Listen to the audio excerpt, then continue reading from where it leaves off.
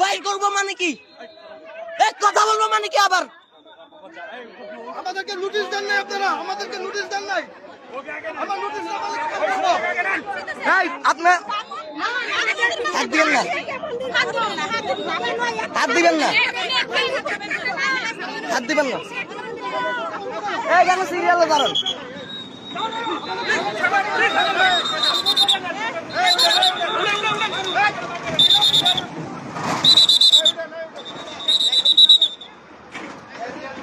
আমরা অল্প কয়েকজন লোক এখানে।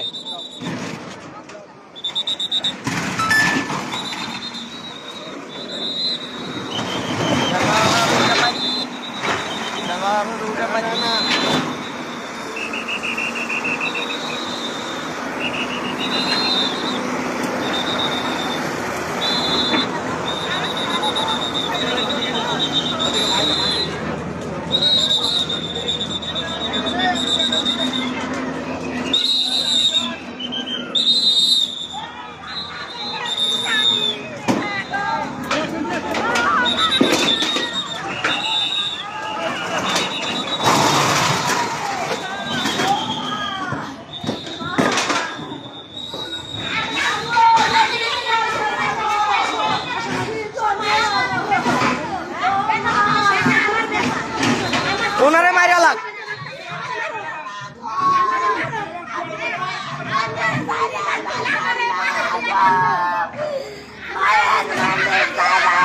টানাটানি কি জন্য করতেছেন? টানাটানি কি জন্য করতেছেন এভাবে একটা বৃদ্ধকে? স্যারকে ডাকেন, আপনি স্যারকে ডাকেন, ম্যাজিস্ট্রেটকে ডাকেন, এখানে ডাকেন। মন্দির ভাঙার আগে এখানে এসে ডাকেন। ম্যাজিস্ট্রেটকে এখানে ডাকেন।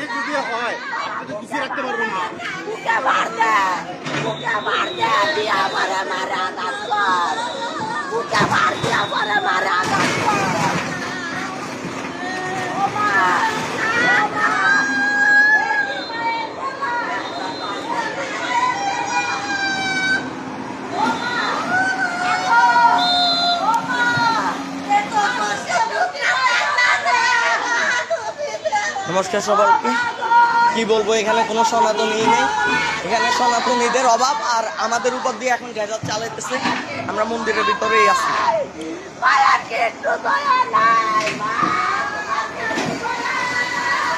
এই এখানে কিন্তু একজন মহিলা আছে, কিছু হইলে কিন্তু খবর আছে। এখানে একজন মহিলা আছে, কিছু হইলে খবর আছে, কিছু হইলে ইউনূস সরকারের খবর আছে।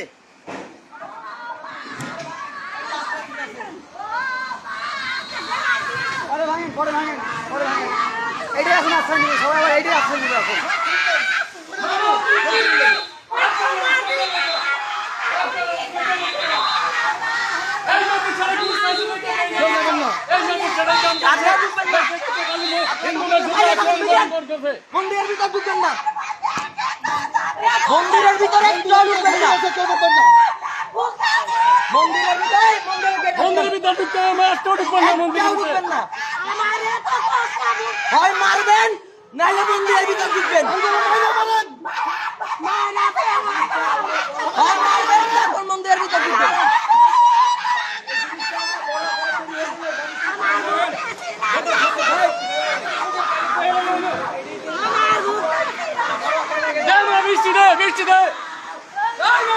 পলাইতেছে।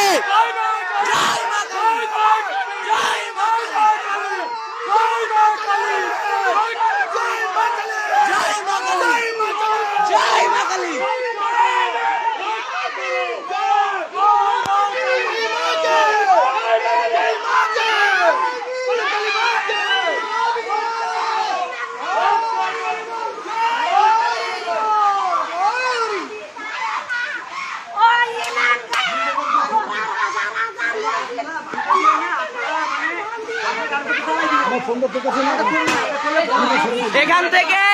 এখান থেকে একটা লোকও বাইর হবেন না, এখান থেকে একটা লোকও বাইর হবেন না। এখানে যে কয়েকজন আছে হইলে এদের উপরে ডেজার্ট চালাইতে হইব, নাহলে মন্দির ভাঙবো।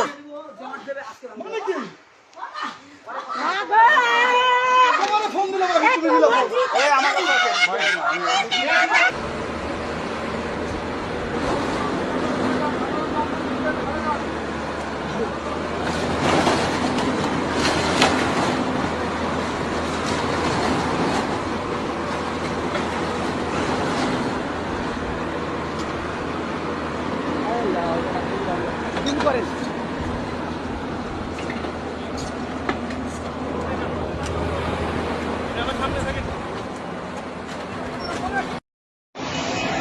নমস্কার সকলকে। আমি বাংলাদেশের সকল সনাতনী সাধারণ শিক্ষার্থীদের পক্ষ থেকে বলতেছি, ছাত্র আন্দোলন আমরাও করেছি। একটা সরকারের পক্ষে, বর্তমান একটা সরকারের সময়ে রেলওয়ে কর্তৃপক্ষ কিভাবে একটা নোটিশ ছাড়া কিভাবে আমাদের মন্দির এভাবে মন্দির ভেঙে চুরে ঘুরিয়ে দিতে পারে। যখন আমরা সামনে আসি আমাদেরকে মারধর করে, বাংলাদেশ ছাত্রদের মারধর করে। এটা তীব্র নিন্দা এবং প্রতিবাদ জানায়, এবং কি আগামীকাল সারা বাংলাদেশে সমগ্র সনাতনী ছাত্র জনতার পক্ষ থেকে জানাই রথযাত্রা বয়কট করে আপনারা প্রতিটা জেলা উপজেলা নিজ নিজ জেলা উপজেলাতে রাস্তাঘাট ব্লক করে রাখুন আপনার। নমস্কার সবাইকে। তো আমরা বন্ধুরা, আপনারা কেমন আছেন অবশ্যই কিন্তু কমেন্টে জানাতে পারেন। সব থেকে বড় যে নিউজ দেবো এখন তা হলো বাংলাদেশকে নিয়ে। দেখুন, বাংলাদেশের লোকেরা দাবি করে যে সেখানে সংখ্যালঘুরা ভালো আছে, সেখানে সংখ্যালঘুরা শান্তিতে আছে। সত্যি করেই তারা সেখানে সংখ্যালঘুরা খুব শান্তিতে আছে, সেটা রীতিমতো আমরা দেখতে পাচ্ছি। এতদিন যাবৎ যে ভিডিওটা আপনারা দেখলেন, সেখানে কি দেখলেন আমি পরে ডিটেলসে আসছি। ভিডিওটাকে তো আমি দেখালাম আগে, তার আগে একটু আমি বলে দিই কীভাবে আপনারা সেই ভিডিও দেখতে পেলেন। যে মহিলারা কান্নাকাটি করছে যে কেন মন্দিরটা ভাঙা হচ্ছে, এবং সেখানে তার ছেলেরা মানে হুঁশিয়ারি দিচ্ছেন যে বৃদ্ধ বয়স্ক মহিলাদের সঙ্গে কেন এরকম ব্যবহার করছেন। তারপরেও কিন্তু মন্দিরটা ভাঙা হলো, আপনারা সেই ভিডিও দেখলেন। কিন্তু বাংলাদেশের লোকেরা যেটা দাবি করে যে এখানে সংখ্যালঘু হিন্দুরা, সংখ্যালঘু বৈধরা খুব ভালো আছে, খুব শান্তিতে আছে, এখানে তাদের সঙ্গে ভালো ব্যবহার করা হয়, তাদের উপর অত্যাচার করা হয় না। এই সব কথা কিন্তু বাংলাদেশের মিডিয়াতে গেলে তোমরা দেখতে পাবে, ইউটিউবে ভরকে আছে, মানে ভরে আছে ইউটিউবে, তোমরা দেখতে পাবেন সাধারণত। এবং এতদিন জানতাম যে বাংলাদেশে যারা ওই মৌলবাদী মানে কি বলবো দুষ্কৃতী, তারা কিন্তু মন্দির ভাঙাভাঙি করতো হিন্দুদের। এতদিন যাবত আমরা দেখতাম যে মন্দির ভাঙাভাঙি করেছে দুষ্কৃতীরা। কালী মন্দির ভেঙেছে, দুর্গা মন্দির ভেঙেছে, গণেশ মন্দির ভেঙেছে, হনুমান মন্দির ভেঙেছে, সমস্ত মন্দির ভেঙেছে, এবং তারা লুটপাট করেছে, সোনা দানা যা পেয়েছে সব লুটে নিয়েছে, বাড়িঘর ভেঙেও লুটে নিয়েছে। কিন্তু এই প্রথমবার দেখলাম নজিরবিহীন ঘটনা, যেটা দেখলাম পুরোপুরি ইউনূস সরকারের মদতে, পুরোপুরি মিলিটারি দিয়ে, পুলিশ দিয়ে পুরোপুরি একটা মন্দিরকে ভাঙা হলো, কালী মন্দিরকে ভাঙা হলো। আপনারা সেইটা দেখলেন। এটা কোথায় ভাঙা হলো? ঢাকা শহরের, যেটা নাম বলা হচ্ছে, আমি একটু বলছি আপনাদের, 1 মিনিট।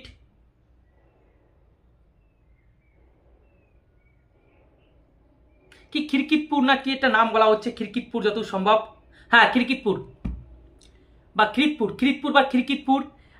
এই ঢাকারই আশেপাশে কোনো অঞ্চল বা গ্রাম, সেখানে এই মন্দিরটাকে ভাঙা হলো ইউনূস সরকারের নেতৃত্বে, পুরোপুরি পুলিশ প্রশাসনের সাহায্যে ভাঙা হলো মন্দির। আর এখানে আমরা বুঝতে পারছি যে হিন্দুরা বাংলাদেশে কতটা শান্তিতে আছে, এবং ইউনূস সরকার হয়তো রীতিমতো বোঝাচ্ছে যে এই বাংলাদেশে আর হিন্দুরা থাকতে পারবে না, সেখানে ভিডিওটা দেখলেন আপনারা কি কান্নাকাটি করছে, যাতে মন্দিরটা যাতে বাঁচানো যায়, কিন্তু তবুও মন্দিরটা বাঁচাতে পারলেন না। তবে সেখানে একটি যুবক, তিনি বলছেন যে ছাত্র আন্দোলন আমরাও করেছি, এবং রথের উৎসব বন্ধ করে যেখানে আছে হিন্দুরা, সমস্ত সংখ্যালঘু হিন্দুরা রাস্তা অবরোধ করুন। এটা একটা প্রতিবাদ জানানো উচিত, সত্যি করে জানানো উচিত। যে এরপরে পুরোপুরি এতদিন দেখতাম যে মৌলবাদী যারা দুষ্কৃতী, তারা হিন্দুদের বাড়িঘর ভাঙতো, মন্দির ভাঙতো, কিন্তু এরপরে পুরোপুরি দেখতে পাচ্ছি সরকার পুরোপুরি মন্দির ভেঙেছে। কি হয়েছে? এই যে খিরকিপুর যেটাই বলছি আমি, একটু নামটা আমি সংশোধন করার নেওয়ার চেষ্টা করছি, হয়তো খিরকিতপুর এরকম একটা কিছু একটা নাম জায়গার, তবে ঢাকারই আশেপাশে, ঢাকা শহরের আশেপাশে এই ঘটনাটি ঘটেছে। কি বলা হচ্ছে যে এই যে জায়গাটি মন্দির ছিল সেটা নাকি ওই সরকারি প্রপার্টি, কিন্তু তার একটা অভিযোগ আছে বাড়ির মালিকে বা মন্দিরে যারা পূজা অর্চনা করে, তারা বলছে তাদের কোনো নোটিশ দেওয়া হয়নি, বিনা নোটিশে এটা কিন্তু ভাঙা হয়েছে, বিনা নোটিশে এই মন্দিরটাকে ভাঙা হয়েছে, কোনো নোটিশ দেয়নি। এবং আর একটা প্রশ্ন উঠেছে, যেহেতু সরকার পক্ষ দাবি করেছে যে এটা সরকারি জমিতে তৈরি হয়েছে বা রেলের জমিতে তৈরি হয়েছে, সেক্ষেত্রে বাংলাদেশের এই হিন্দু সংখ্যালঘুরাও দাবি করেছে যে লক্ষ লক্ষ মসজিদ আছে, যেগুলি কিন্তু সরকারি প্রপার্টিতে বা রেলের প্রপার্টিতে হয়েছে, লক্ষ লক্ষ মন্দির বাংলাদেশে। তো সেই সমস্ত মসজিদও কি ভাঙা হবে? এটা কিন্তু একটা বড় প্রশ্ন।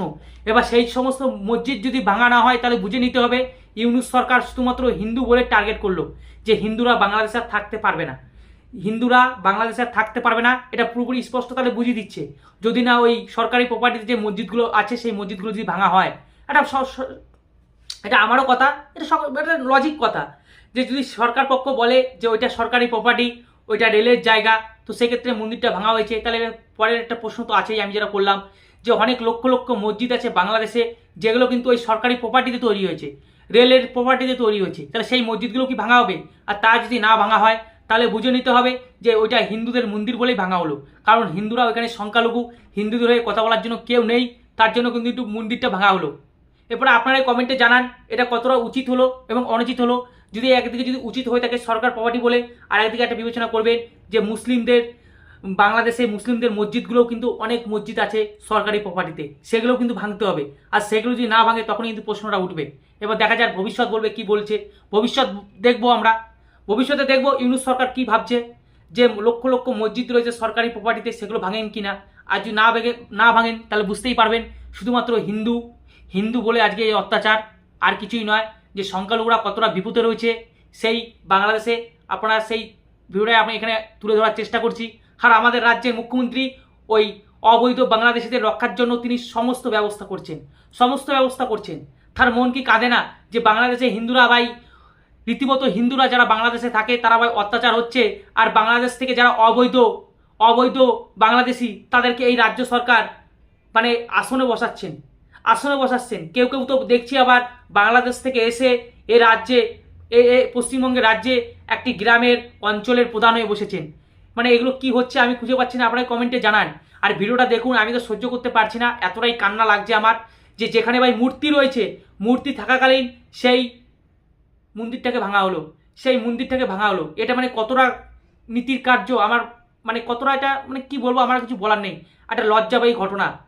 বাংলাদেশের লোকেরা যেভাবে বলে থাকে যে সংখ্যালঘুদের এখানে অনেক স্বাধীন আছে, ভালো থাকে, এই হচ্ছে তার ভালো থাকার নমুনা। সত্যি করেই সংখ্যালঘুরা এবার ভালো আছে বাংলাদেশে, সেটা ইউনূস সরকার বুঝিয়ে দিল। যে এতদিন মৌলবাদী দুষ্কৃতীরা করতো সেই কাজটা এখন ইউনূস সরকার করছে, পুরোপুরি স্পষ্ট বোঝা যাচ্ছে। আপনারাই কমেন্টে জানান বন্ধুরা, আমি আর কি বলবো। আমি তো খালি প্রার্থনা করতে পারি বাংলাদেশের হিন্দুরা যেন অন্তত সুখে থাকতে পারে, অন্তত শান্তিতে থাকতে পারে। আর আমি কেন্দ্র সরকারকে আবেদন করবো যে বাংলাদেশের হিন্দুদের ভাই নিয়ে চলে আসুক ভারতবর্ষে। আর ভারতবর্ষে যত অবৈধ বাংলাদেশি আছে সবাইকে লাত মেরে ফুটবলের আকারে ধারণ করে পুরোপুরি বাংলাদেশে পাঠানো হোক। এর থেকে আর বেশি আবেদন আমি কিছু করতে পারবো না। তো রাখছি বন্ধুরা, আপনারাই কমেন্টে জানান যে বাংলাদেশে হিন্দুরা ঠিক কতটা ভালো আছে, কতটা শান্তিতে আছে, আপনারা কমেন্টে জানান। তো রাখছি, ভালো থাকুন, সুস্থ থাকুন। জয় শ্রীরাম, জয় জগন্নাথ, রাম রাম, ভারত মাতা কি জয়।